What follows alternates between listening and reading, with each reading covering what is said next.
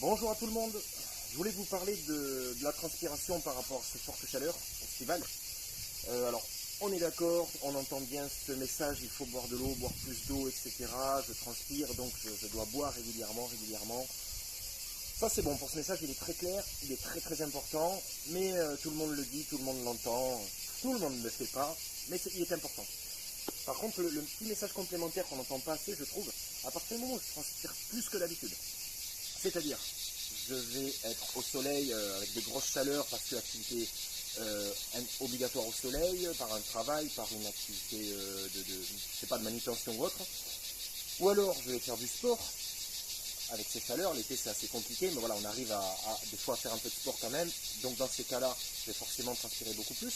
Ou alors, par exemple, la nuit, quelqu'un qui va transpirer énormément, pas de clim ou des choses comme ça. Donc, c'est assez compliqué, beaucoup de pertes de transpiration. Donc, qui dit perte de transpiration, on est d'accord, 99% d'eau, 99% de la sueur, c'est composé d'eau. Bien entendu, il va falloir boire beaucoup plus que d'habitude, un peu et régulièrement tout au long de la journée.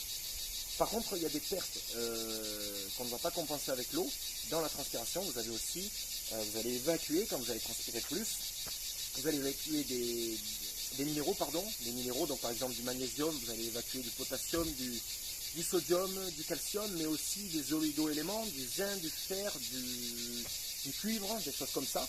Donc toutes ces choses-là perdues, il va falloir les réintégrer. Donc si vous faites par exemple un effort assez long de manutention au soleil ou un travail ou un sport, une activité physique, une course à pied assez longue, des choses comme ça, on ne pourra pas tourner qu'avec de l'eau pour que ce soit encore bien fonctionnel, c'est-à-dire un effort assez long.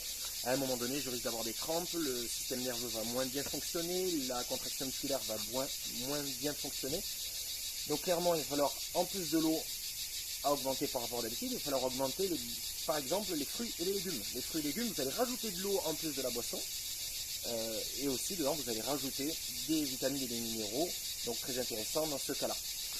Sinon, sur les autres efforts un peu plus longs, très sportifs, on conseille souvent une boisson d'effort, chargée donc en minéraux, entre autres, oligo-éléments, qui sera peut-être plus pratique pour certaines personnes que de manger des fruits et légumes, sachant que dans les fruits et légumes, vous aurez des fibres aussi pour se déjeuner, etc. Donc voilà, n'hésitez pas si vous avez besoin de compléments d'infos. Mais l'eau, on est d'accord. Par contre, ce qu'il y a dedans en plus de la sueur, quand vous transpirez, on l'oublie, on l'entend pas assez. Et je pense que c'est très important. Voilà. N'hésitez pas en commentaire s'il y a besoin d'infos complémentaires. A bientôt. Ciao, ciao.